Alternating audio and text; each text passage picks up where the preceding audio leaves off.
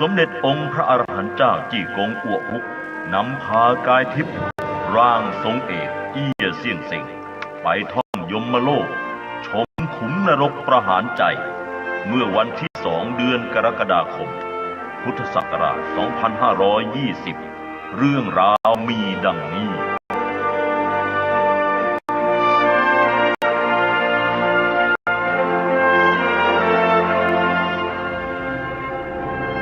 ทำลายโคตรล่วงเกินเจ้าน่าเศร้าใจพวกคลั่งไคล้หลงชาติมืดมนสิ้นจีนมีศาสตร์สืบทอดชั่วฟ้าดินทั่วทุกถิ่นวัฒนธรรมผ่องใสศาสนาและศิลปวัฒนธรรมของชาวจีนความเป็นมาจากรวมตัวของภาวะแวดล้อมตามธรรมชาติฉะนั้นจึงสามารถยืนยงอยู่ได้มาจนตราบเท่าทุกวันนี้และยังจะสืบทอดต่อไปอีกนานเท่านานแต่เป็นที่น่าเสียดายที่ชนชาติบางจำพวกเห็นแก่ได้เฉพาะหน้าแต่ในสิ่งที่เป็นวัตถุเท่านั้นทั้งยังมองข้ามวัฒนธรรมของตนเองเราหันไปยกย่องเทิดทูนวัฒนธรรมของตะวันตกที่เต็มไปด้วยป่าเนื้อดงเหล้ากับความโหดที่ป่าทึบสิ่งเหล่านี้จะมีให้เห็นอยู่ทั่วไปทุกคนแห่งของสังคมนอกจากนี้ยังมีคนพวกหนึ่งและมีจำนวนมากด้วยที่หมายขั้นใครต่างชาติจะลืมตัวทั้งยังทำชาติตระกูลของตนเองจากพฤติการของคนคนนี้ทำให้ชาวผิวเหลืองต้องได้รับความอับอายจากการกระทำของบุตรหลานผู้สืบสายเลือดเป็นที่สุดอันหนึ่งในยุคปัจจุบันวิชาการแขนงต่างๆทางด้านวิทยาศาสตร์ได้ก้าวหน้าและเป็นที่เข้าใจกันว่ามนุษย์จะชนะธรรมชาติได้เช่นกองพลังต่างๆถึงแม้จะมีความสามารถและทดลองระเบิดร้ายแรงด้วยก็ตามแต่นั่นก็เป็นกระฟองคลื่นเล็กๆที่ผุดขึ้นจากท้องทะเลอันกว้างไพศาลเท่านั้นอย่างไรก็ตามการใช้เคมีวิทยาศาสตร์ทำลายธรรมชาติและอวดอ้างว่าเป็นผู้ชนะธรรมชาติได้กระนั้นเลยในที่สุดจะเป็นการก่อภัยพิบัติให้แก่ตนเองเพราะหากมนุษย์ต้องแยกออกจากธรรมชาติจะทำให้การดำรงชีวิตความเป็นอยู่ผิดไปฉะนั้นผู้ที่ยังมีเลือดลมหายใจของความเป็นมนุษย์หลงเหลืออยู่ก่อนที่จะลงมือทำลายธรรมชาติจงได้ให้ถูกต้องซะก่อนเอียสิวันนี้เราจะเดินทางไปยมโลกเตรียมตัวขึ้นพุ่มดอกบัวขอรับนั่งสมาธิเรียบร้อยแล้วเชิญพระอาจารย์ออกเดินทางได้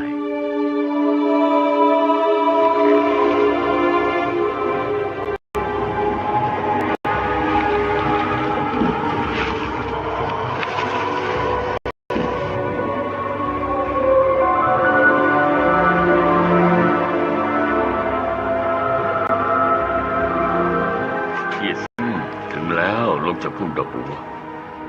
ข้าขอถวายการต้อนรับสมเด็จพระเจ้าฮุกกับเอี้ยเสี่ยงเซ็งเสด็จมาเป็นเกียรติอีกครั้งด้วยความยินดีและการเดินทางมาที่นี่ท่านคงจะต้องเหน็ดเหนื่อยมากไม่ได้วันนี้อาตมาก็สิทธิ์ต้องมารบกวนอีกครั้งเพื่อขอให้สมเด็จพระยายมนำเข้าไปชมภายในขุมสมเด็จพระเจ้าฮุกข้าได้พูดเอาไว้เมื่อท่านมาคราวก่อนว่าจะพาท่านทั้งสองเข้าชมภายในขุมนรกประหารใจด้วยตนเองและบัดนี้พร้อมที่จะนำท่านทั้งสองเข้าชมแล้วยมเทพทั้งหลายเตรียมให้การคุ้มครองความปลอดภัยแก่คณะที่จะเข้าไปชมขุมนรกกระผมขอบพระทัยสมเด็จพระยมที่ประทานความเมตตาและห่วงใยขอรับข้างหน้าเป็นที่ตั้งขุมประหารใจที่6และได้ยินเสียงร้องโหยหวนมา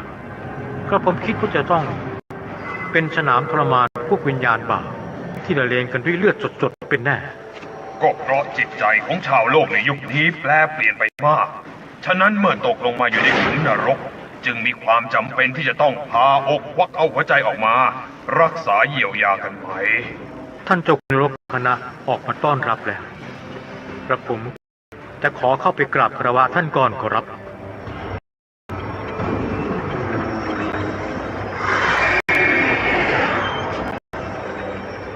ข้าขอถวายการต้อนรับองค์สมเด็จพระยายมกับพระจี้ฮุกและเอี้ยเสี่ยงเซ็ง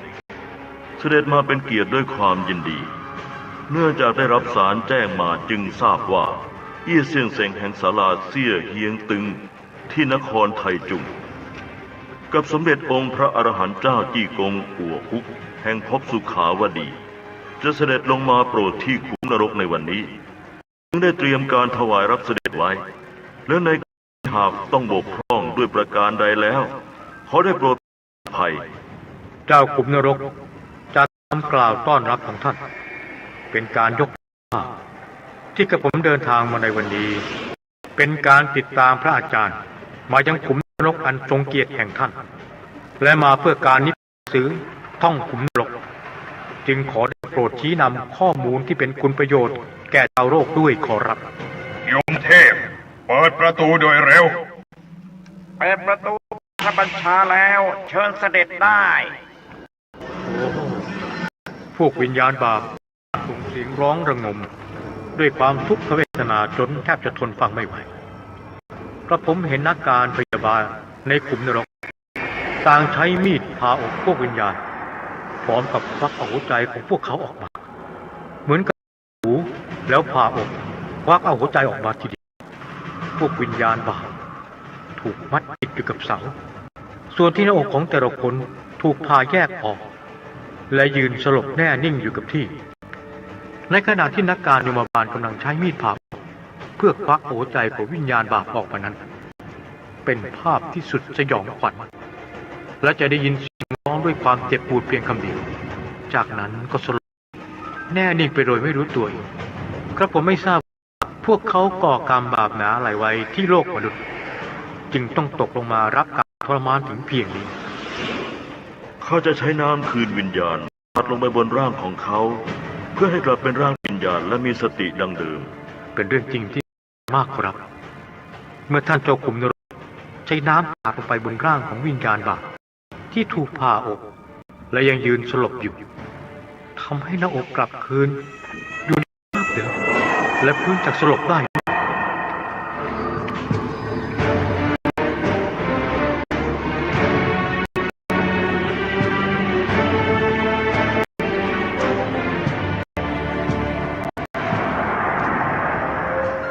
ข้าจะนำวิญญาณบาปออกมาอีก2-3 ตนให้บอกเล่าเพื่อยืนยันพฤติการก่อกรรมชั่วของพวกเขาด้วยตนเองให้วิญญาณบาปฟังคำสั่งพระสงฆ์รูปนี้คือสมเด็จองค์พระอรหันต์เจ้าจี้กงฮุกกับชาวโลกจากนครไทจุงแห่งศาลาเสี่ยเอียงตึงชื่อนายเอี้ยเสี่ยงเซ็งเนื่องจากนี้ท่านได้รับพระราชบัญชาให้เดินทางมาสัมภาษณ์วิญญาณบาปในยมโลกฉะนั้นเจ้าก่อกรรมบาปหนาชั่วช้าอะไรไว้ที่โลกให้บอกเล่าตามความเป็นจริงโดยเร็วเจ้าจะพูดปดและขัดคำสั่งข้าไม่ได้เพราะจะนำคำสารภาพของเจ้าไปเป็นข้อมูลสำหรับนิพนธ์หนังสือธรรมะเพื่อให้การอบรมเตือนใจแก่ชาวโลกสมเด็จพญายมเรื่องนี้ท่านจะลดการลงโทษข้าบ้างได้ไหมเจ้าต้องเล่าเรื่องความจริงก่อนแล้วข้าจะพิจารณาเองข้าจะเล่าให้ฟังก่อนก็ได้เมื่อข้ายังมีชีวิตอยู่ที่โลกมนุษย์ขณะที่เป็นนักศึกษาอยู่ในมหาวิทยาลัยนั้นได้รับการอบรมจากแนวความคิดที่แปลกใหม่ทำให้หลงไหลคลั่งไคล้วัฒนธรรมต่างชาติและก็มีอาจารย์ท่านหนึ่งเป็นนักสอนศาสนาชี้ชวนให้ข้าเชื่อและนับถือลัทธิศาสนาคริสต์เพราะไม่เพียงแต่จะได้เรียนรู้ภาษาอังกฤษให้สูงยิ่งขึ้นเท่านั้นแต่ยังมีโอกาสที่จะได้เดินทางไปต่างประเทศอีกด้วยเรื่องนี้ข้าใคร่ครวญถึงการสร้างอนาคตแล้วเห็นว่าเป็นการก้าวหน้าที่ดีทางหนึ่งดังนั้นข้าจึงรับปากกับอาจารย์ผู้ชี้ชวนด้วยความเต็มใจหลังจากนั้นถ้ามีเวลาว่างข้ามักจะไปฟังบาทหลวงเทศนาที่โบสถ์กับเรียนภาษาอังกฤษนั้นชาวศาสนิกชนที่เชื่อลัทธิของอาจารย์จึงมีการแต่งกายเหมือนกับคนสมัยและก็ส่วนใหญ่จะเป็นเพื่อนหนุ่มสาวรุ่นราวคราวเดียวกันการที่ข้าอยู่ในภาวะแวดล้อมนี้ประการแรกทำให้ได้ความรู้เพิ่มเติมและประการต่อมาได้คบหาเพื่อนฝูงมากขึ้น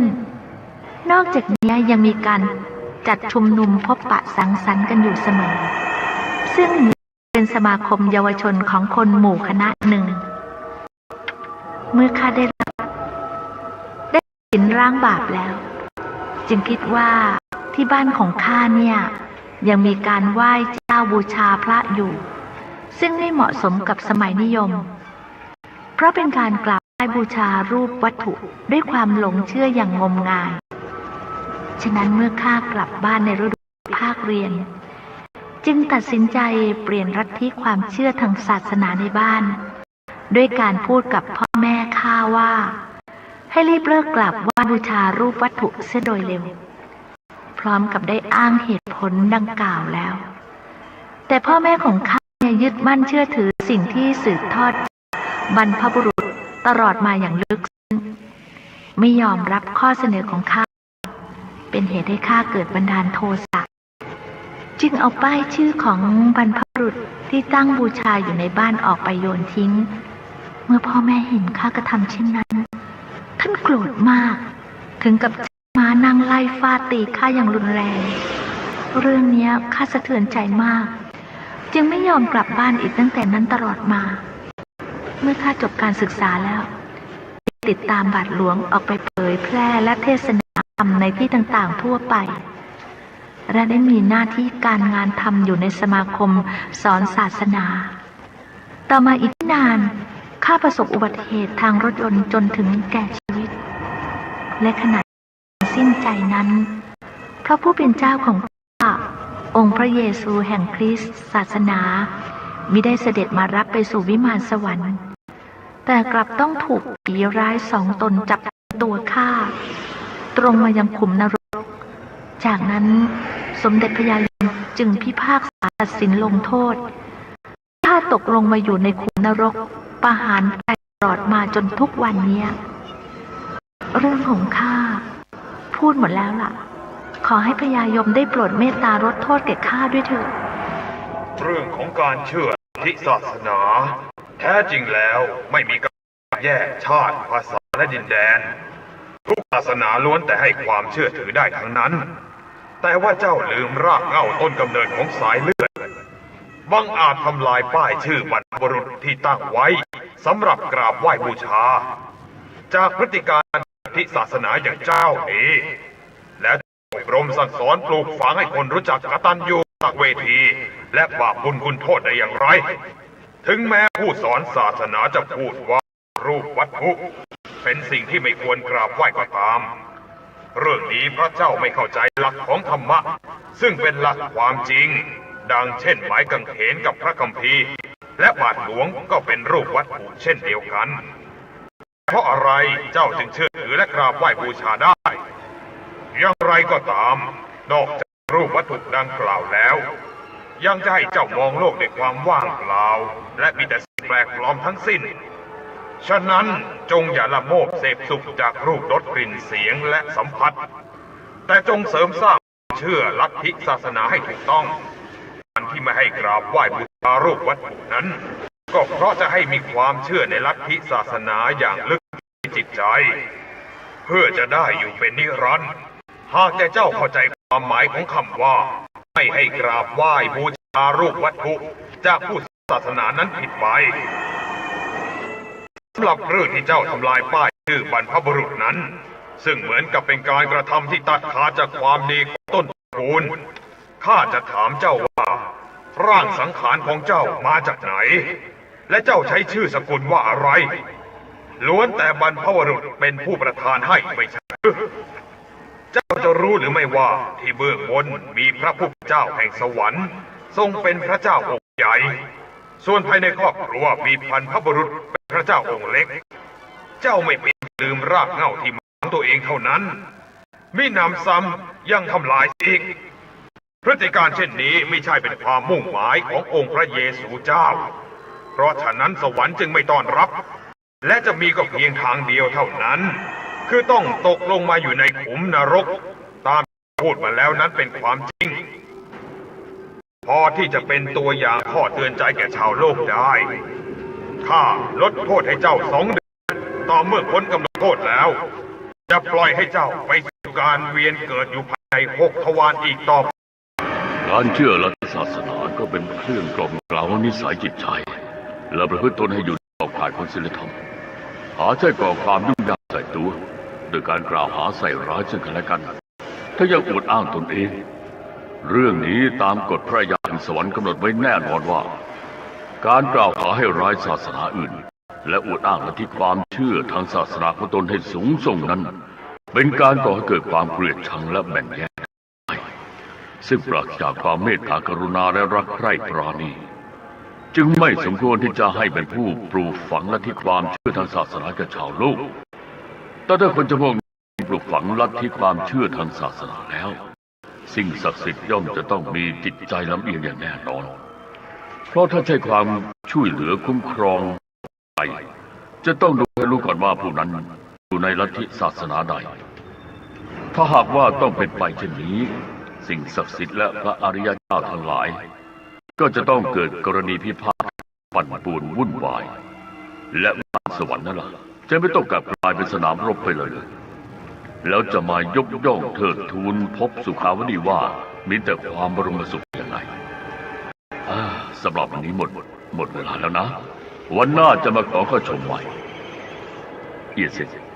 เตรียมตัวเดินทางกลับศาลาเสี่ยเฮียงตึงโยมเทพทั้งหลายตั้งแถวทรงเสด็จเนื่องจากเวลาหมดแล้วจะอยู่ต่อไปไม่ได้ขอขอบพระทัยสมเด็จพระยายงพร้อมเซียนผู้อาวุโสกับเจ้าขุนนรกและคณะทุกท่าน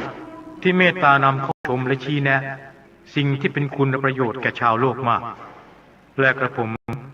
ขอกราบทูลลาครับเอียซึนรีบขึ้นพุ่มดอกบัวกระผมนั่งสมาธิเรียบร้อยแล้ว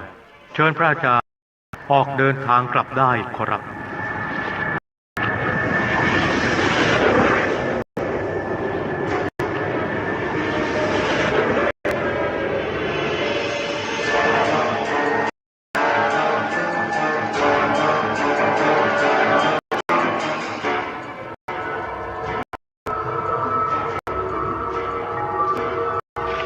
ถึงศาลาเสี่ยเฮียงตึงแล้วเอียซึน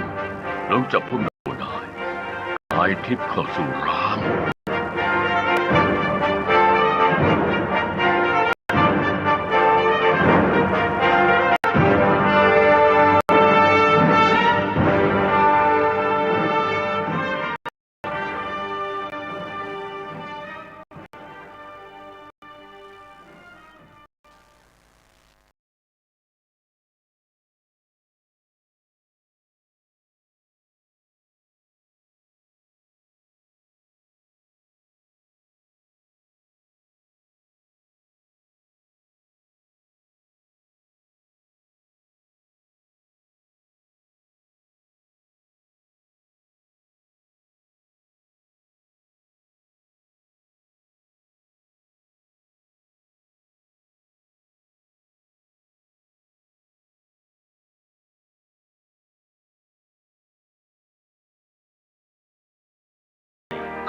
ที่2เมื่อวันที่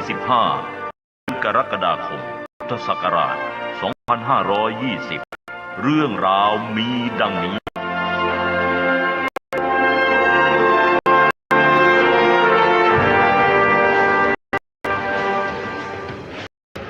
เบาปัญญาฉาผู้เก่งกว่าทั้งกล่าวหาให้ร้ายคนรับหลังพวกอำมหิตกรรมสนองสุดจริงจัง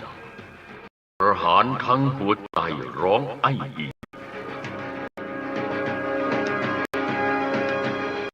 ที่โลกมนุษย์มีคนอยู่พวกหนึ่งทั้งที่ตนเองไม่มีความสามารถอย่างใดครั้นเห็นคนอื่นเขามีการแสดงออกที่เหนือกว่าภายในจิตใจจะเกิดความอิจฉาทันที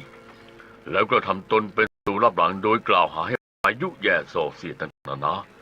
หรือก็เที่ยวกล่าวประจานข้อบกพร่องผู้อื่นให้เสียหายนอกจากนี้ยังมีคนพวกหนึ่งเห็นผู้อื่นเขาปฏิบัติธรรมไม่เหมือนกับความเชื่อของตนก็จะกล่าวหาให้ร้ายทันที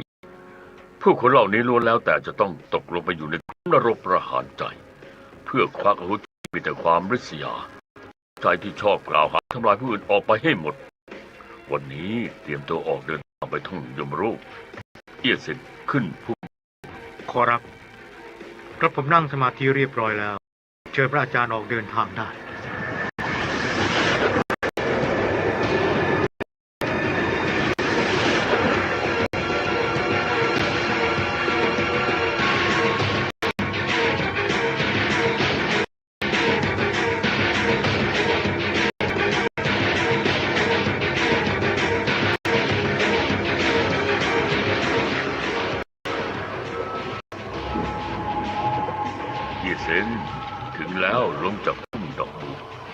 ที่แท้ขุมนรกประหารใจ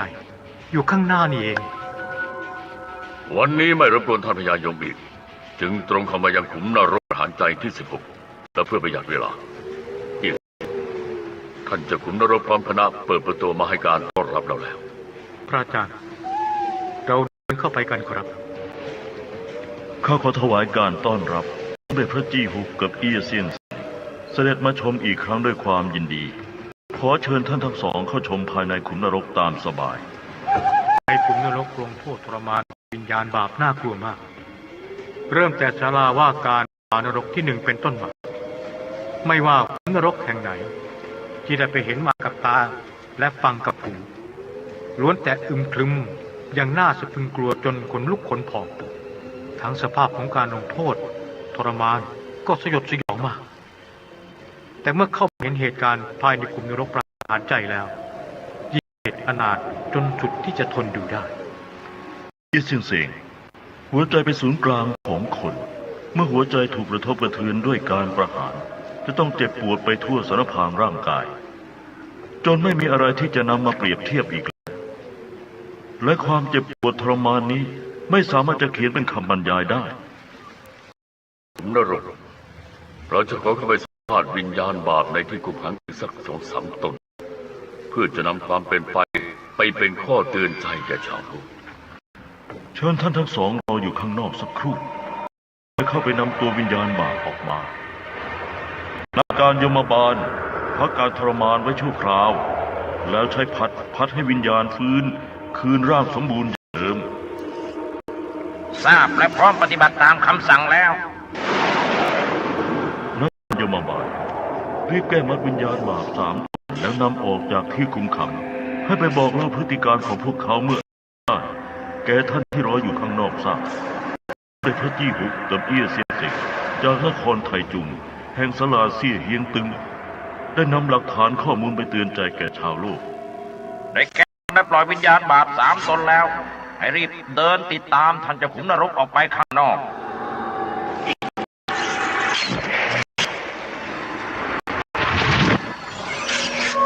เจ้าวิญญาณบาปทั้ง3ฟังคำสั่งข้า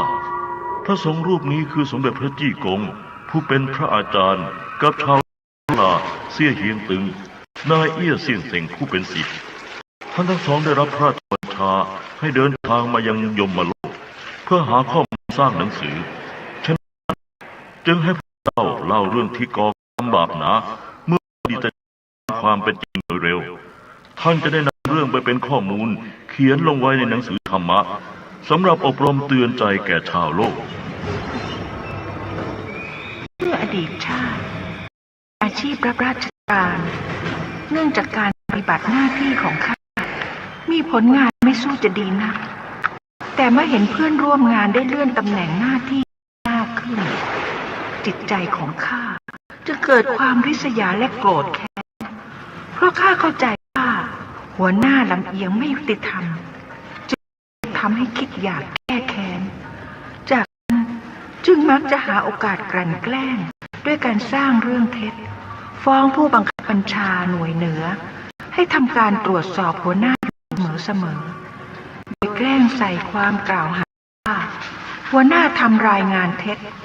และยังอาศัยตำแหน่งหน้าที่ช่อราชบังหลวงทั้งนี้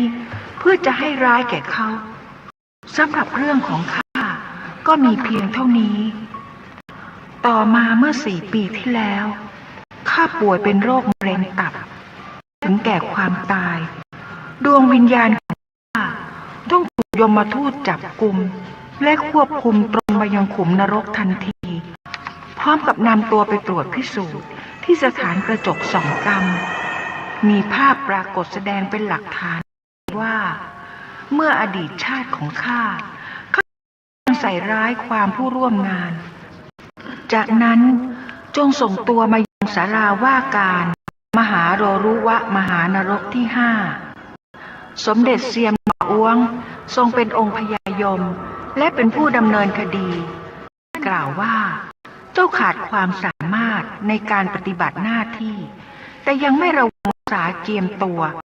และตรวจสอบแก้ไขข้อบกพร่องของตนเองกลับไปอิจฉาผู้ที่มีสติปัญญาความสามารถเหนือกว่า ทั้งยังมีการไตร่ตรองให้ร้ายแก่ผู้อื่น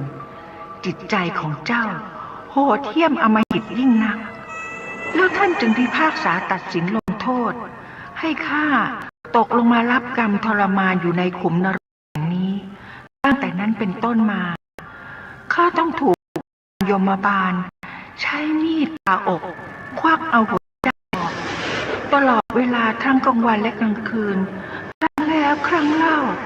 ต้องทนทุกข์ทรมานเจ็บปวดรวดร้าวสาหัสกันเมื่อชีวิตอยู่ไม่เชื่อว่าผลกรรมใดๆจะตามสนองได้แต่ว่าหลังจากตายแล้วกรรมที่รับอยู่ในขณะนี้ก็ไม่สามารถจะปริปากพูดหรือร้องขอความปราณีจากใครได้พฤติการของเจ้าทำลายความสามัคคีและเป็นแก่นำที่เป็นภัยแก่หมู่คณะความจริงแล้วเป็นการทำที่ไม่สมควรเลยเรื่องของการอิจฉาต่อผู้ที่มีความสามารถเหนือกว่าตนนั้นไม่ควรจะมีเหลืออยู่ภายในความนึกคิดจิตใจฉะนั้นสัตว์โลกทั้งหลายควรจะศึกษาจุดเด่นของผู้ที่มีความรู้ความสามารถเอาไว้พร้อมทั้งยกย่องให้เกียรติแก่ผู้ที่มีสติปัญญาเหนือกว่าซึ่งก็จะได้ความรู้เพิ่มขึ้นตัวเองหาไม่แล้วจิตใจที่มีแต่ความอิจฉาริษยาจะถูกประหารและแล้วทั้งหมดก็ต้องจบลงเช่นเดียวกับวิญญาณบาปตนนี้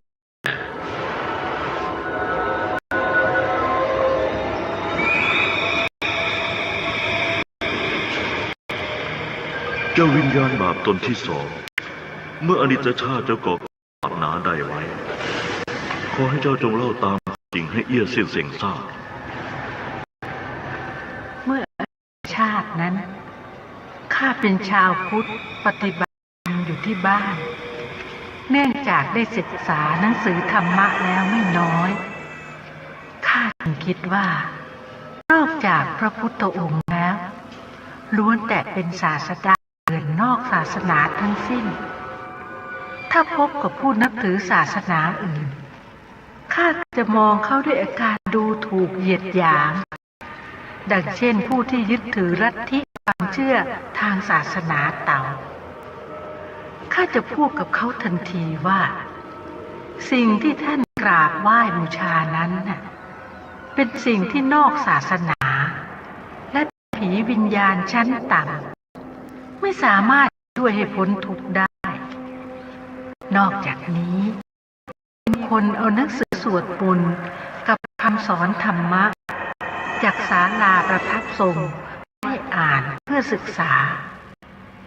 ข้าไม่สนใจแล้วก็ยังพูดอีกว่า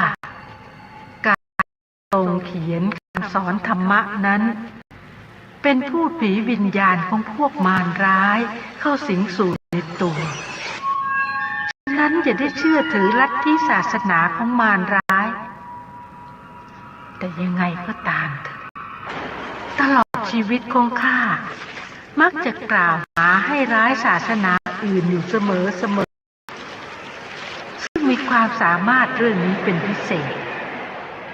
ทั้งนี้เพราะเข้าใจด้วยตัวเองว่า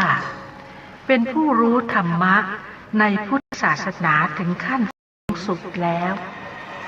ก็ไม่มีใครจะเปรียบได้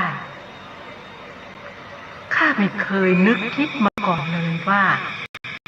หลังจากที่หมดอายุไขแล้วจะไม่พบทางไปนิพพานแต่กลับต้องตรงมาขุมนรกเพราะขณะที่ตายนั้นไม่เห็นคณะธรรมทูตเสด็จมาให้การต้อนรับมีแต่โยมทูต2 ตนมาจับกุมข้ามาเข้าขุมนรกแล้วก็ถูกนำตัวขึ้นดำเนินคดีที่ศาลาว่าการที่ 5เรื่องนี้สมเด็จพญายมท่านไม่โปรดและยังรับสั่งว่าพฤติการของเจ้าขัดต่อหลักธรรมของพระพุทธองค์จิตใจของเจ้าไม่มีความเมตตาเลยแม้แต่น้อยถึงแม้เจ้าศีลปฏิบัติธรรมแต่จิตใจมีแต่ความโกรธแค้นเป็นอารมณ์เที่ยวก่อการกล่าวหาให้ร้ายศาสนาอื่นโดยมิชอบ ทั้งนี้เพราะไม่เข้าใจหลักธรรมของพุทธศาสนา ว่าเป็นหลักธรรมะที่มีความเสมอภาคนอกจากนี้เจ้าจะรู้หรือไม่ว่าประตูทุกประตูมีทางออก ศาสนาทุกศาสนาย่อมมีหลักและเหตุผลเพียงแต่ต้องการมีหลักคำสอนให้คนประพฤติดีปฏิบัติชอบและมีคุณธรรมมีความเมตตากรุณารู้จักบาปบุญโทษไม่ก่อกรรมทำชั่วปวงตลอดจนไม่กระทำความผิดกฎหมายของเมืองย่อมถือว่าเป็นศาสนาที่ถูกต้องเพราะเจ้าหลงคิดแต่ว่าพุทธานุภาพทรงมีปาฏิหาริย์ได้โดยไม่สิ้นสุดเจ้ายังหารู้ไม่ว่าอิทธิฤทธิ์ของศาสนาอื่นก็ไม่มีขอบเขตเช่นเดียวกันแล้วเพราะอะไรเจ้าจึงต้องกล่าวหาให้ร้ายศาสนาอื่นกับทั้งยังยกย่องอวดอ้างตนเองเป็นผู้รู้ ต้องโทษตัวเอง ที่เมื่ออดีตชาติเอาแต่ใจ เห็นตนฝ่ายเดียว ทั้งยังทรนงหลงไหลตัวเอง เป็นเหตุให้จิตใจมีแต่ความนึกคิดที่จะทำลายผู้อื่น เช่นกล่าวหาให้ร้ายคำสอนธรรมะและศาสนา ทั้งนี้เพราะปราศจากความเมตตากรุณาตามหลักธรรมะที่พระพุทธองค์ทรงสั่งสอนไว้จึงต้องมาจบลงด้วยสภาพเช่นนี้ฉะนั้นข้าขอฝากความหวังไว้กับชาวโลกที่เป็นพุทธศาสนิกชนทั้งหลายว่าอย่าพึงกระทำตัวเป็นผู้ก่อกรรมบาปหนาเช่นข้าเป็นอันขาดมิฉะนั้นแล้วผลของการประพฤติธรรมด้วยความยากลำบากเมื่อขณะมีชีวิตอยู่มันจะต้องสูญเปล่า จ้องไม่รู้ธรรมะแต่ก็ชอบแสดงพระธรรมเทศนาเป็นการกระทำความผิดที่น่าเสียดายยิ่งเรื่องนี้ไม่เพียงแต่หัวใจของเจ้าจะต้องถูกผ่าและควักเอามาเท่านั้นในวันข้างหน้าความทนทุกข์ทรมานที่ขุมนรกตัดลิ้นร้อยกรามยังรอเจ้าอยู่ เจ้าวิญญาณบาปตนที่สามให้บอกเล่าตามความเป็นจริงโดยเร็วว่าเมื่อขณะที่เจ้ายังมีชีวิตอยู่ในโลกมนุษย์นั้นเจ้าก่อกรรมบาปหนาอะไรไว้อดีตชาติข้าเป็นร่างทรงเอกอยู่ในสถานประทับทรงแห่งหนึ่งแรกเลยข้ามีความตั้งใจอันแน่วแน่ที่จะเป็นร่างทรงช่วยเผยแผ่ธรรมและโปรดสัตว์พระเทพเจ้าที่เสด็จลงมาประทับทรงท่านมาต่อมาเนื่องจากผู้จัดการในสถานประทับทรงไม่เอาใจใส่นำพาข้าแต่อย่างใดก็ทำให้ข้าเกิดความเบื่อหน่ายและก็คิดว่าการที่เป็นร่างทรงในแต่ละครั้งนี่ต้องเหน็ดเหนื่อยมากแต่ไม่มีอะไรเป็นที่หวังสำหรับยึดเหนี่ยวได้ยิ่งเกิดความท้อแท้ใจมากขึ้นและจึงได้พูดกับเพื่อนที่เป็นศิษย์ประทับทรงด้วยกันว่าประทับทรงเป็นเรื่องที่คนแกล้งกระทำขึ้นทุกคนอย่าได้หลงเชื่อเมื่อเพื่อนผู้รวมเป็นศิษย์ได้ฟังข้าพูดเช่นนั้นพวกเขาจึงจากความเชื่อถือและจากนั้นต่างก็ไม่ไปถามปัญหาของการปฏิบัติธรรมอีกส่วนตัวข้าก็ไม่ยอมไปเป็นร่างทรงอีกเช่นกันหลังจากนั้นต่อมาอีกปีข้าก็ป่วยและถึงแก่ชีวิตดวงวิญญาณของข้าถูกยมมาทูตควบคุมนำมาเดินคดียังศาลาวาการที่5สมเด็จพญายมท่านรับสั่งว่าจะเป็นร่างทรงเอกถึงแม้คนสถานประทับทรงจะไม่มีใครใจก็ตามแต่ก็ไม่ควรพูดให้ร้ายต่อเทพเจ้าที่เสด็จมาประทับทรงเรื่องนี้เป็นโทษผิดที่ร้ายแรงมากจึงพิพากษาสินให้ตกอยู่ในคุกนรกประหารใจมีกำหนด15 ปีเป็นโทษฐานที่มีใจเจตนากล่าวร้ายต่อเทพเจ้าและเมื่อครบกำหนดการลงโทษที่นี่แล้วยังต้องส่งไปลงโทษทรมานอยู่ในขุมนรกแห่งอื่นอีก นี้ข้ามาสำนึกได้ ก็ต่อเมื่อสายเกินแก่ซะแล้ว สมเด็จพระจีกงได้โปรดช่วยขอความปราณีให้แก่ข้าด้วยเถิด ขณะที่กำลังประทับทรงร่างทรงเสมือนเป็นร่างแทนเทพเจ้า ฉะนั้นชาวโลกจงอย่าได้ล่วงเกินด้วยกายและวาจาด้วยเด็ดขาดหาไม่แล้ว จะต้องถูกลงโทษสถานหนักและไม่มีการให้อภัยการที่เทพเจ้าเสด็จลงมาประทับทรงเพื่อโปรดสัตว์โลกเป็นไปตามพระราชกำหนดแห่งสวรรค์และจะต้องได้รับพระบรมราชานุญาตจากนิกเซียนฮ่องก่อนจึงเปิดทำการประทับทรงเผยแพร่ธรรมะได้ฉะนั้นผู้ที่ล่วงเกินไม่ว่ากรณีใดๆก็ตามจึงเสมือนหมิ่นพระบรมเดชานุภาพขององค์พระผู้เป็นเจ้าดังนั้นโทษในกรณีนี้จึงไม่มีการอภัยเนื่องจากขณะนี้เป็นเวลาดึกมากแล้วเอี้ยซินเตรียมตัวเดินทางกลับลาเสี่ยเฮียงตึง ขอขอบพระคุณเจ้าขุมนรกกับคณะยมเทพทุกท่านที่กรุณาชี้นำเป็นอย่างดีขอกราบลาขอรับ ยินดีถวายท่านทั้งสองเสด็จมาชมอีกครั้ง เรื่องที่ขุนนรกประหารใจสำคัญมากคราวหน้าจะมาเยือนท่านอีก กระผมนั่งสมาธิบนพุ่มดอกบัวเรียบร้อยแล้วเชิญพระอาจารย์ออกเดินทางกลับได้ขอรับ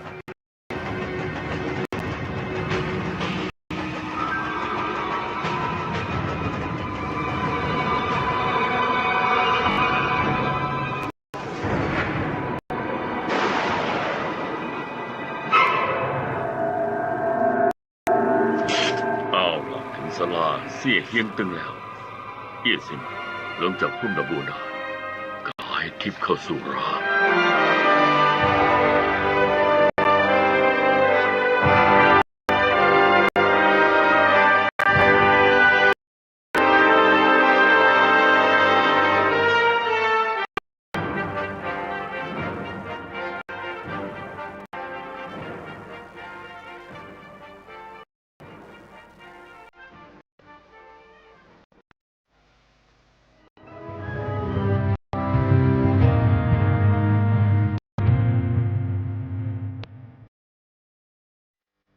เขาเชิญฟังธรรมนิยายเรื่องท่องขุมนรกต่อไปในวันเวลาและทางสถานีเดียวกันนี้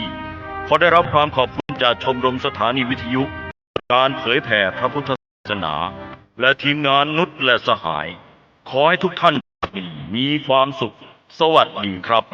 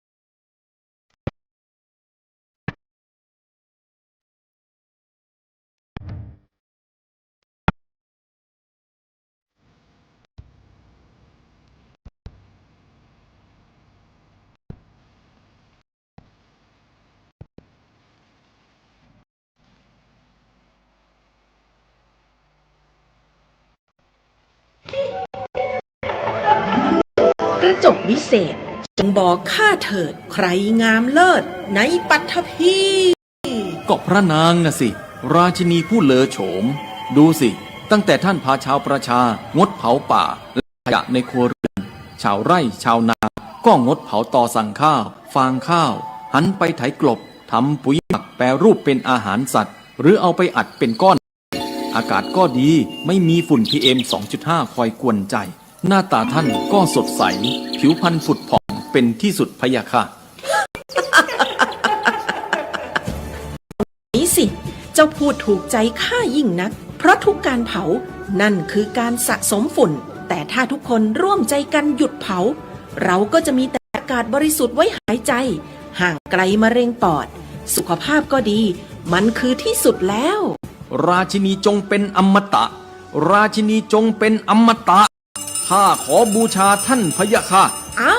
ไปเอาทูบมา แต่ไม่ต้องแล้วนะ เดี๋ยวนี้ข้าเปลี่ยนมาใช้ทูบไฟฟ้าแล้ว มันจึ้งมาก ไม่มีฝุ่นเลย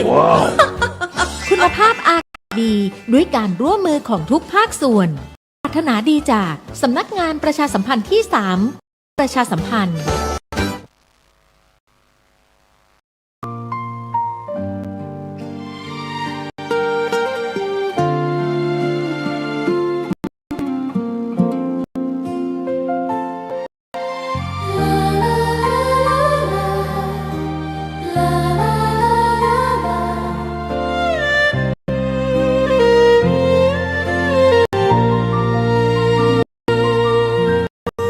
แสงทองร่ำไรในยามอุตสา